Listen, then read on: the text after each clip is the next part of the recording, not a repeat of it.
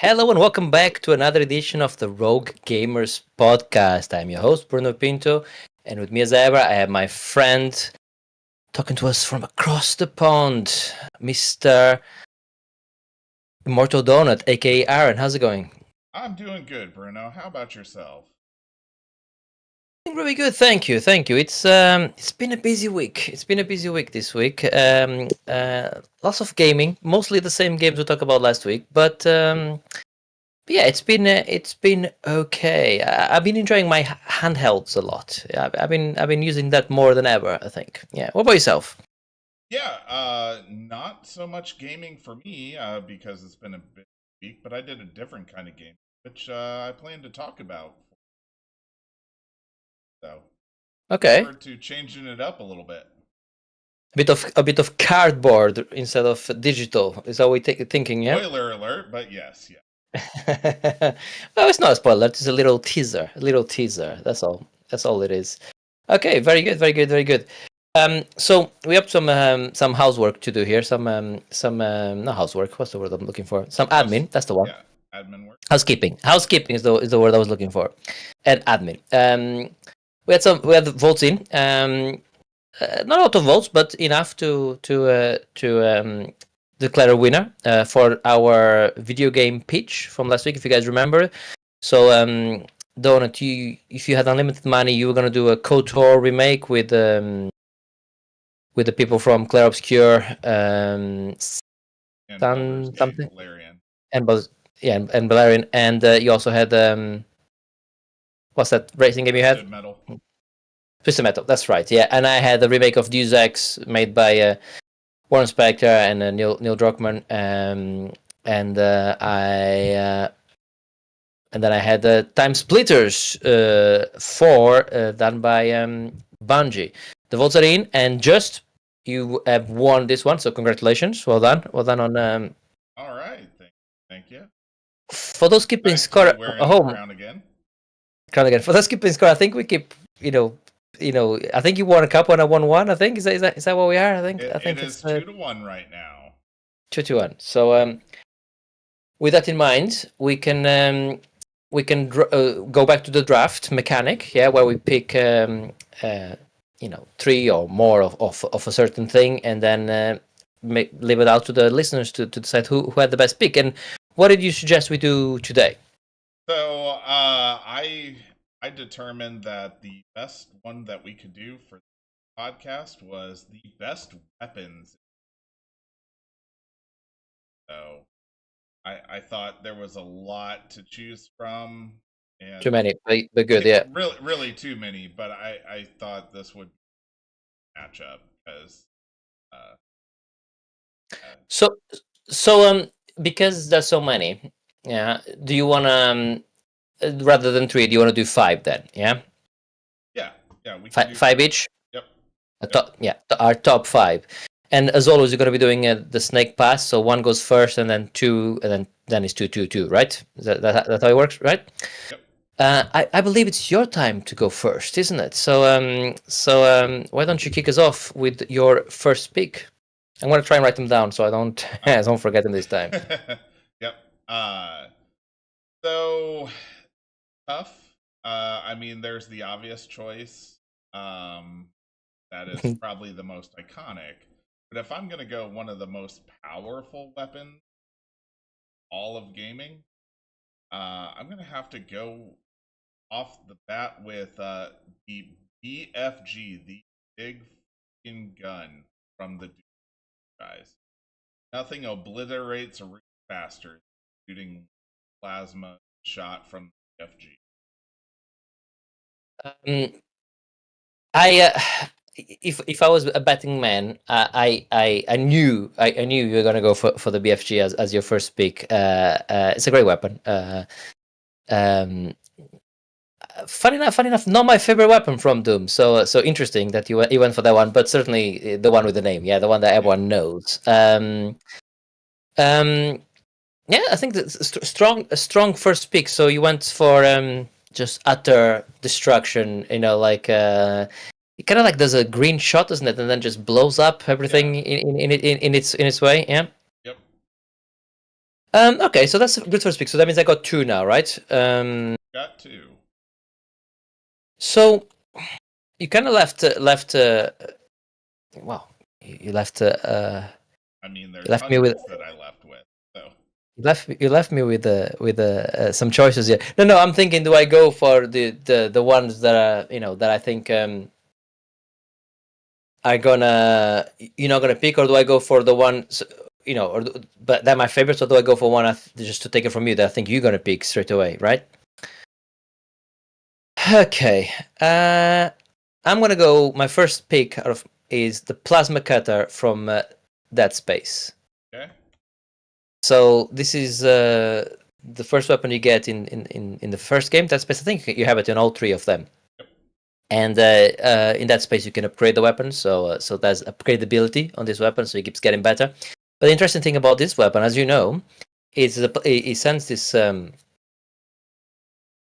sends this plasma thing to a plasma line, I guess, to cut limbs and other things from the xenomorphs, and you can switch it from vertical to horizontal depending, because obviously the game is sometimes you're in 0G and everything, and sometimes the enemies are coming at you from the ceiling, from the wall, upside down. So you need to keep swapping from vertical to horizontal to shoot limbs off. So and there's an achievement, as we talked about before, I'm sure, on that space, which is to play the whole game with that weapon and nothing else. And yeah, what a weapon it is. So I think that's my first one. Have you got anything to say about the BFG? Well, I mean, I So already BFG, talked sorry, about the BFG, the sorry, plasma cutter. the I plasma. mean, Sorry, I was writing yours down as I said. Sorry. I, I mean, the plasma cutter. It's a great weapon. It is on my short Wow. list. But I mean, if we're really going to be technical, a construction that was turned into a weapon, because that's so. Just Okay. Yeah. You nitpick could a little you bit, but that's fine. That's you fine. you can throw all the shade you want, because and you can save your shade to throw again at my next pick. Okay, Okay. so my next pick is the gravity gun from Half-Life. Now the gravity gun, as you well know, is a gun where you can pull items towards you and throw those items at enemies or other things. And if you remember, it's a Ravenholm, the game, set at Yeah. night, that level in Half-Life. I think that is a chapter Yeah. 3. I don't know. Yeah, 7. uh, 7. Okay, but you go and you have you got the gun for the first time, and you get into this zone, right? And then you see like this saw on the wall, and you're like, oh, okay, are they telling us something here? And then you like use the gravity gun to pick another saw, and you just start just cutting people to pieces with it. And not to mention, you can pick barrels, throw barrels at enemies. You can pick other enemies, and then the weapon. Slight spoilers for quite an old game. In the end, the weapon gets upgraded even more, and then you can actually pick enemies and throw other enemies and everything. It's just utter chaos.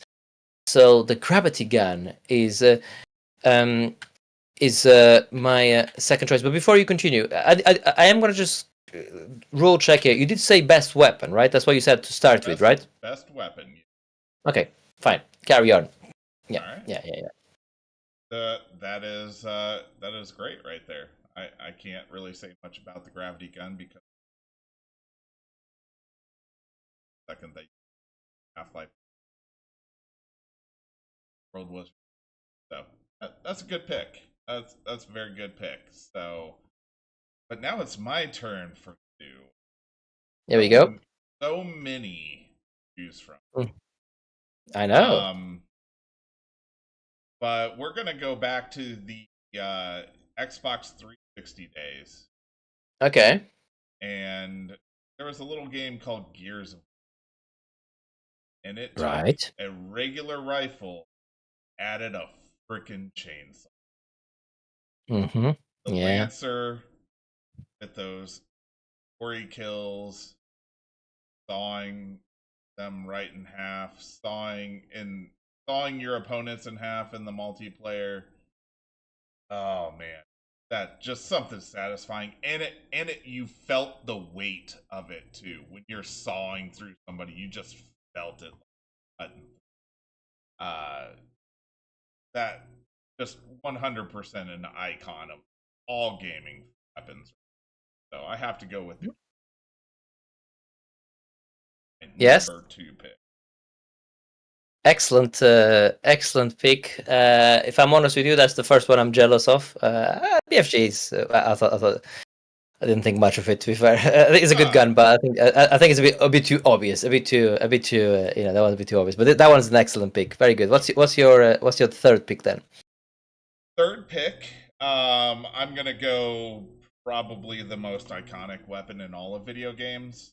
Because it's still there, and I'm not gonna let you have it. And that's gotta be Master Legend of every single Zelda game. Get that sword, take on Ganon, collect his shots back at him, and especially like in Tears of the Kingdom, Breath of the Wild, the Master wasn't incredibly easy. You had to do things just to get it. But man, when you got it, it was just. So I thought about leaving that, but I can't pass up on the map. Got a leg over right here, so it's staring me up in my face. So yeah, I got to take it. No, it's certainly a good pick. I like the Master. I did see it. I did think about it. That's why I asked as well if you're saying weapon rather than just gun. I wanted to double check. We were talking. If we could include swords, and we'll see. Because I have now. I get to pick two myself, right? Yep. That's how it works. Okay, so two more. All right. So this is interesting because what are you picking now? I'm having to fight yours. This is the interesting about the drafts because I'm having to draft against yours. So I'm having to try and counter. Go against the ones you pick. That's how it works, of course. And that's one I definitely want to pick that I don't want to leave. Okay, I am going to. This is difficult. I'm many ready to write the one that I'm looking at. Okay. Right, I'm gonna go with a Portal gun as my Portal gun from the game Portal, of course. So the Portal gun can be used as a weapon, of course, because you can open a portal just under an enemy and then send them to oblivion elsewhere, and you can and you can teleport yourself as well. You can just show up behind an enemy and just. I mean, in Portal, there's not as much shooting; it's more of a puzzle game. But that's why I was hesitating. I'm like, do I go with the Portal gun or not? But such a cool weapon. You create such a great idea as well. You create two portals. You can do it for anything. Think about it if you're using it in any other game, right? If it's well in any other game, you could. Let me quickly open other games that. Sure, but you can go like, let me just put a portal here on my left, and then let me put a portal around the corner so you can see, you can look and see what they're doing, and straight away, or you can position yourself somewhere else. You can just gain verticality, or like I said, you can just literally teleport somebody into lava or whatever you want. So yeah, Portal gun is my my third pick. Are you ready for my are you ready for my fourth pick? Yeah. I mean, let's see. Gotten unreal weapon so far. Tool that you. I mean, technically speaking, they're all tools. Yeah. And has another one. Yeah. The Groovytron from Ratchet and Clank. Yes. So, what better weapon than to get everyone dancing some disco? He literally just throws a disco ball and they all start dancing for you. ready to be dispatched. Just for how inventive and how fun it is, Grubiton is my fourth pick. See, I'm going different here. I'm going very different from you. Yeah. Yeah, I really think that you're gonna love my fifth pick, though. Okay. I think you're gonna be like, oh shit, I should have. Sure. We'll see. So, all right. Fourth pick. I mean,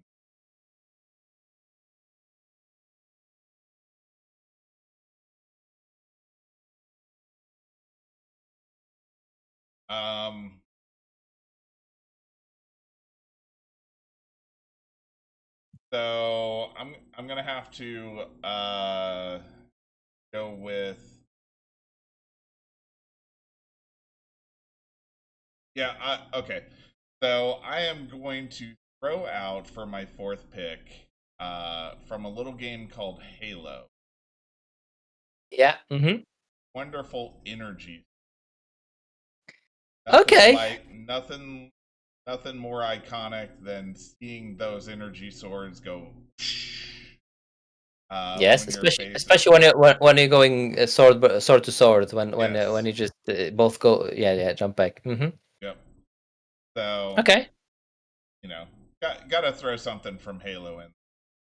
I mean, I don't want to influence your fifth pick, but that's I might well pick something from Halo myself, but that would have been my maybe third pick from Halo. That's two much more iconic weapons from Halo than that one. But okay, no, there's nothing more iconic than the like there is the battle rifle and the pistol that are also there. I thought about those as well, but there's just something much more satisfying with the energy. Sneak up behind somebody or catch them midair with it. A lot more fun. Sure. The banana. Oh, the holy. Okay. Holy hand grenade. Excellent choice. No, I like that. That's your best pick. Chucking the holy hand grenade and just hearing that hallelujah and watching work. No, that's that's your best pick. That's an excellent weapon. Yes. No. You're right. I must admit I didn't really. I am gonna stick to my when I go to my 50, I'm gonna stick to my list. I didn't really consider worms. So there's a lot of really great weapons in worms. So that is an excellent. Super cheap. Yes. Donkey. Hell, Concrete even donkey. The prod. Nothing is more. The prod is phenomenal. The prod is just phenomenal. The little kamikaze as well is just great too. But when you the worms are some of the best weapons actually. In fact, you could have just done worms and you probably would have won this. Yeah. Okay, that's a very strong list. I'm looking at it now. So just to recap, I still have one to go, but you have BFG from Halo from Doom. You have the Lancer from Gears of War. Yep. You have the Master Sword from Zelda. You have the Energy Sword from Halo, and you have the Holy Hand Grenade from Worms. Yep. Currently, I have the Plasma Cutter from Dead Space. I have the Gravity Gun from Half-Life. I have the Portal Gun from Portal, and I have the Grubiton from Ratchet and Clank. Right.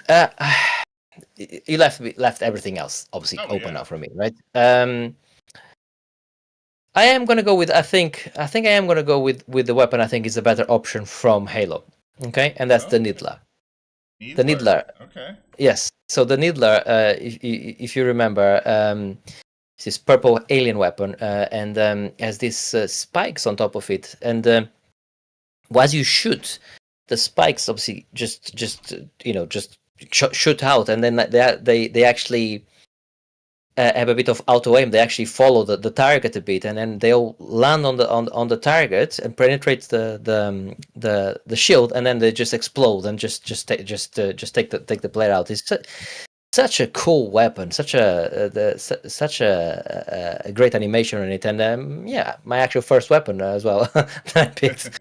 So well, they're all weapons, but my first one that's designed to be a weapon. What you So couldn't see was I was holding up my Lego Halo Needler. were you okay? Yeah, Yeah. just to kind of help you. Um, I see. I, I don't know. I think this. If I'm honest with you, before the Holy Hand Grenade, I thought I got this completely. I do honestly believe my list is superior. However, with I think you pulled it back to no. I think it's a lot even. A lot. I think it's 50-50 now with the Holy Hand Grenade. I think you did an hallelujah moment just at the end with that. With that. Don't get me wrong. I like the two swords you picked. I could have gone for a sword as well. If I had gone for a sword, I probably would have gone with the Buster sword from Final Fantasy VII. I had that on my short list. Yeah. So that's probably the one I would have probably gone for. Yeah. But there's so many good weapons, to pick. I mean, I quite like. I forgot the name of it, but the one from Control that changes. The one from Control as well. That's really cool weapon. Lots of good ones. So one that I had in my back pocket and was waiting just in case, the Hidden Blade from Assassin's Creed. Yeah. Hidden Blade's a great one. No, that's some great options. So, guys, vote on whose list do you think it is best. I'm gonna read it again. So, Donut has the BFG, the Lancer, the Master Sword, the Energy Sword, and the Holy Hand Grenade. I have the Plasma Cutter, Gravity Gun, Portal Gun, the Grubitron, and the Needler from Halo. So vote which one you think is best, and also send us your list. Hey, what 5 weapons would you have picked? There's so many to choose from. So many, and it's going to be one of those. I'm going to be going to sleep later. I'm like, oh shit, I forgot that weapon. Oh, I forgot this weapon. But I went with the ones that I thought were I went with some fun ones. So we'll see how it goes. It'll be interesting to see. But vote on your favorite one, and what's the email for them to get in touch with us, for the listener to get in touch with us? RogueGamersPodcast@gmail.com. Watching video on YouTube or the live on YouTube, right there, bottom left of your. Perfect. Very good. Right. So moving on, we can move. We can move on to the playlist if that's okay with you. Yeah. Yep. There are some video game news. I mean, Microsoft just breaking news. They just closed another first party game. They canceled another first party game, Contraband. To be fair, I wasn't. There wasn't something that was really on my list, and in PS5 shipments top 80 million as well, which is quite interesting. But nothing too major. So we'll skip the news and move on over to the games we've been playing, and then the why don't yous as well, if that's okay. So, if it's okay with you, I'll go with the game I've been playing, which is Will World. Have you heard of Will World? I have. It's on Game Pass at the moment, and it's an Annapurna interactive published game, and the developer is Messhoff, I want to say. Apologies if I mispronounced that name. And the story is you play as Cat, a cyclist that was chosen by an ancient biking spirit to perform the Great Shift, a mystical ritual meant to save the universe, basically, right? And in this world you start, and all the parts for this bike have been stolen, basically, right? And then you start with this rusty bike, and you go in and do some. So this is a bicycle, not a motorbike. And then you go in and you start doing some races, and you start earning some parts, and you start swapping the parts. And there's lots of things you can change, from the saddle to the frame to the wheels to the tires to the brakes to everything, right? To the gears. You can change a lot of things on this game, and some of them will make the bike faster, some of them will make the bike accelerate better, or be more or turn better. So you can really change it to your liking. And you also unlock these shrines that give you. There's like this. You have this power that you get from drafting, and behind the players, where you can use it to like basically go faster. And the more shrines you get, you unlock more area, more races, and also increases your stamina, I guess, if you like it, if you like your stamina power.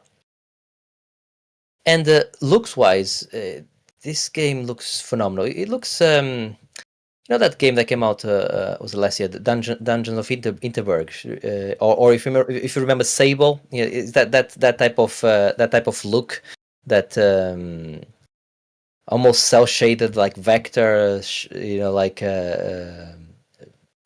based. It's hard to describe. It's one of those, you need to have a look at it, but it just looks phenomenal. If you don't have Game Pass, it's also not an expensive game. We're talking like 15 quid, something like that here in the UK.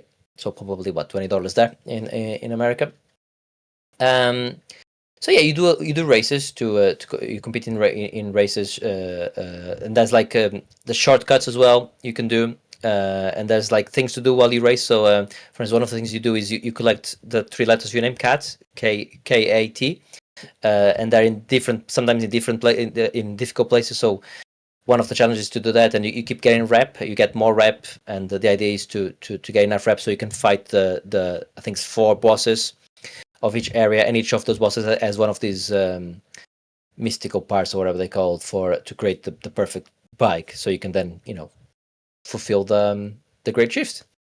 It's yes, it's really interesting game. It's unlike something else I played before. It's basically a racing game with open world racing game with a lot of collectibles to find and hidden secrets, and just and you get to upgrade your weapon, your bike as you go.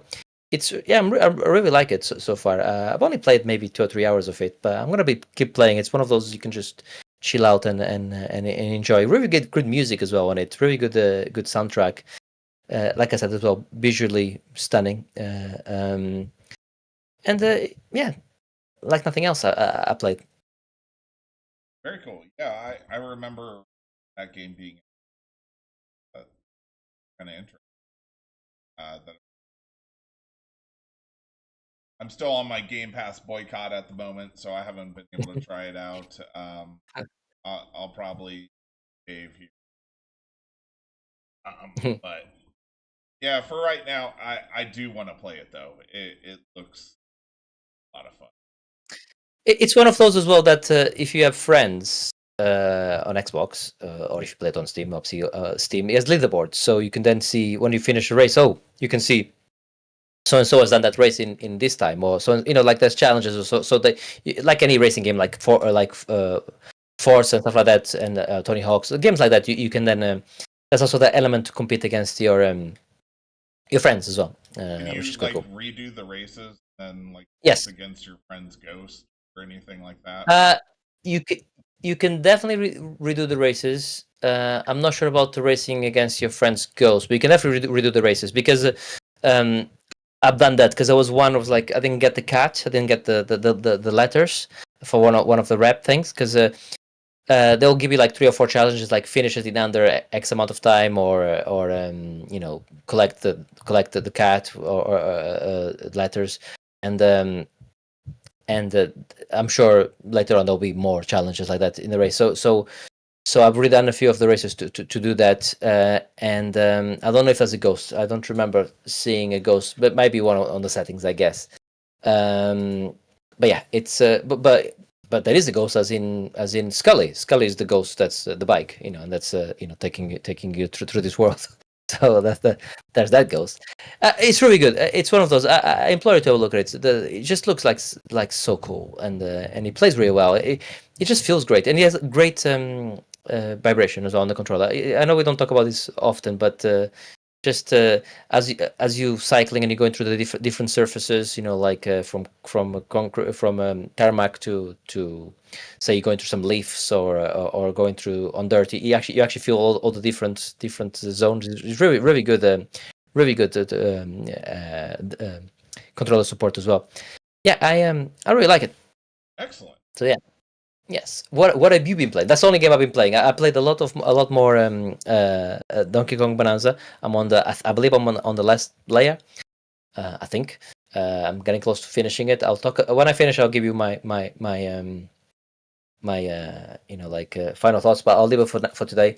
Other than it's excellent, and I've been playing obviously more Rematch. In fact, we were playing Rematch just before we recorded this. But Will World is the new one that I played. This week. So video game wise, I really haven't had a chance to play much last couple, Mm-hmm.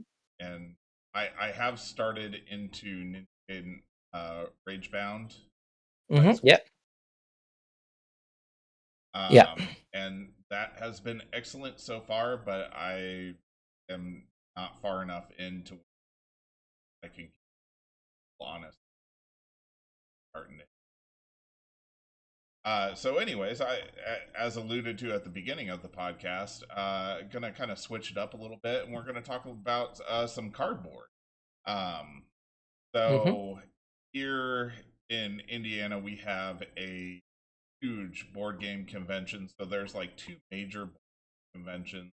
During, one is Essen, there in Europe, and then there's the one here, Gen Con, and it is massive. We have 75,000 a day going Wow. in a day thing. So last week I was working for a board game publisher called Glass Cannon Unplugged, and so they kind of specialize on doing games that are based off of video games. So there's been a lot more board games coming out over the last couple based on video games. I guess last couple years, Fire, which is as good as a board game as it is as a video. So um, that's one that I definitely check out. But it is What's the name? What's the name again? Sorry. Play the Spire. Oh, sorry. Slay Spire, the board game. Yeah. Okay. Yeah. Yeah. Amazon has that. But anyways, Okay. so with Glass Cannon Unplugged, they have done a few different games. One just started shipping to at it at Gen Con, a little game called Apex Legends. And you'd be like, how the hell do you play that as a board game? Actually, kind of cool. You actually uh, see how the circle shifts and everything, and you typically on three battle. Mm-hmm. Um, and so, pretty cool implementation. Another one that we were showing was one that people might know, a little game called Dying Light. They made that into a board game, so cooperative um, ops and trying to. Mm-hmm. Also, pretty cool implementation. That is not set for yet. Have a pro that. And then the game that I was in charge of, that I have played some of the video game. I know I talked to you about it, and you haven't really played much, if at all. Um, but we had the only prototype in existence that we were that I was doing demos. A game called Don't Starve. Um, and so there's two of those videos, Don't Starve together, are excellent crafting survival games, uh punishing for, and this is very much a faithful uh Okay. so they have many of the different characters, had four of them, the four main kind of had for, and you explore different biome cards basically level. So Mm-hmm. show up, and there's a bunch of play. So gather the by bosses, a bunch of different. So I just wanted to mention them a little bit, something to try out on if board games at all. To anyone our board, it's still going through tweaks, and a lot of the demoing that I did, I took feedback from myself and the other players Yeah. to the developers themselves to make this Mhm. a better experience. So it should be coming to Kickstarter next month, and probably filling have to guess maybe.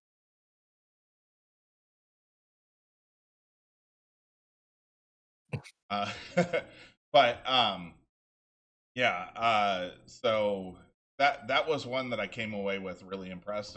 And when they asked me, "Hey, do you want?" Yeah, I mean, I know the game a little bit.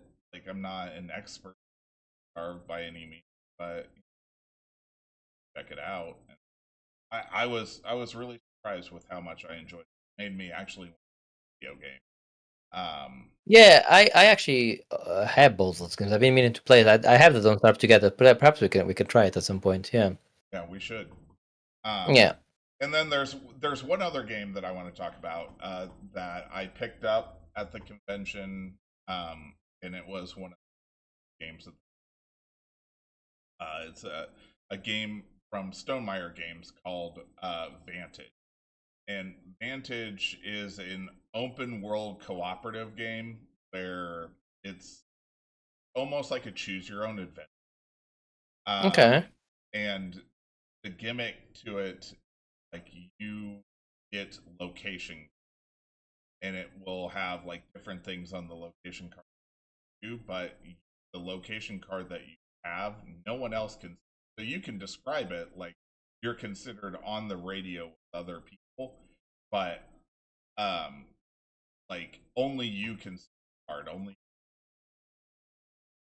so. There's a bunch of different books depending on what action, what card there is. So there's, I want to say 17 different card location items,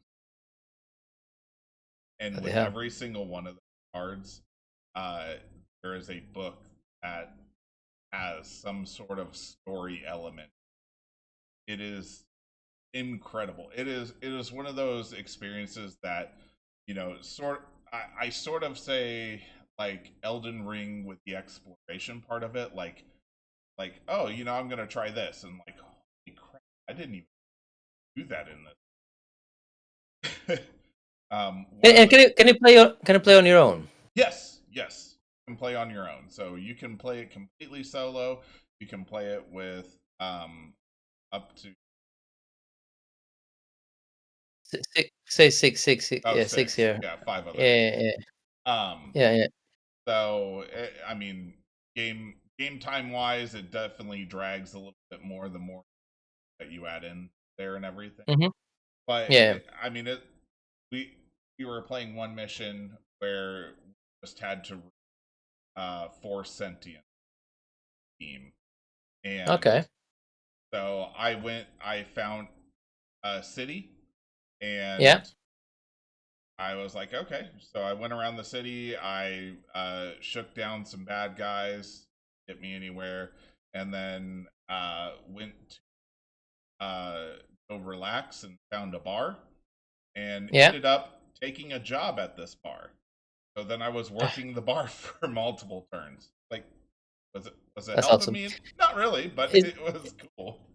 it's almost like Dungeons and Dragons, almost in a way, like right, the picking Yeah, your story. Yeah. But yeah. obviously bigger. It's definitely more defined than Dungeons and Dragons. Mm, Yeah, it definitely kind of has a little bit of those elements. mhm. Whatever you do, You could probably do. That's what I meant. yeah, Yeah, yeah, yeah. yeah. That's So awesome. Okay, yeah, well, from the ones you talked about, if I'm honest with you, yeah, this sounds great. Especially if you can play on your own, and I quite like the idea of the Slay the Spire one as well. So I mean, which they you all can sound also great. To be play fair. on your own. Yeah, that's one of the key things is the play on your own because I will be playing on my own for the most part. Awesome. So some really great choices. What I'll do is I'll have links to each of the games, the board games you just talked about on the podcast show notes. So if you can go there, like we always do, we always put all the games we talk about there with links to Steam or whatever they are available. And I'll put links to these ones as well. So if you think, oh shit, what was the name of the game again? Don't worry, just look on the show notes. It's there. Cool. All right. I for it's August, so we're with the previous podcast we used to do, and we're still doing this year, a video game marathon. Right, we're doing this in the 22nd of this month, so bank holiday here in the UK. So that's a Friday. So we normally do it from 6 p.m. on a Friday to 6 p.m. on the Saturday. So we're doing it again this year, and the link to our Just Giving page is gonna be there. It's still gonna be called the Monkey Tail Gaming Marathon, because that's what we call it all the time. So it's easier for people to know what it is, especially when it comes to donations. People, you don't want to change the name and like, what's this, right? But what I'm going to be doing is, because I'm doing because I have to stay home and take care of the cats.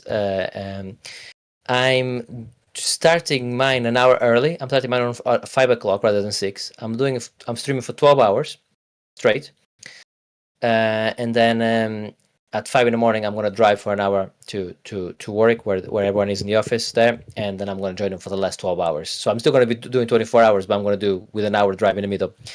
So if you guys want to donate, the link is going to be on the show notes as well. And if you want to join me on stream, I'll certainly be streaming at least for 12 hours. From there, it's difficult to stream because the internet's so it's in an actual office, the Baxi office. We do it every year, so internet there is really not accessible. So and normally 4G routers don't quite work there. So it'll probably just be the first 12 hours. But yeah, you can join us for that. Don't know what I'm going to be playing at, but I'll probably have a playlist on Twitch before I go live. So that's what we're doing. Donut, I've just sprung this on you. So do you think you're going to be able to join at some point during that from Friday to Saturday at least?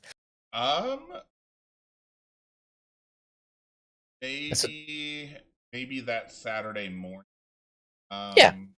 And it'd be Saturday afternoon. Just kind of all depends. So yeah. It's fine. Like I said, it's something it's in the UK anyway, so it's different times. But that's what we're doing, and we're doing it. The charity we're doing it for, Special Effect, which is a charity really close to us. We've been fundraising for them for many years. So they work with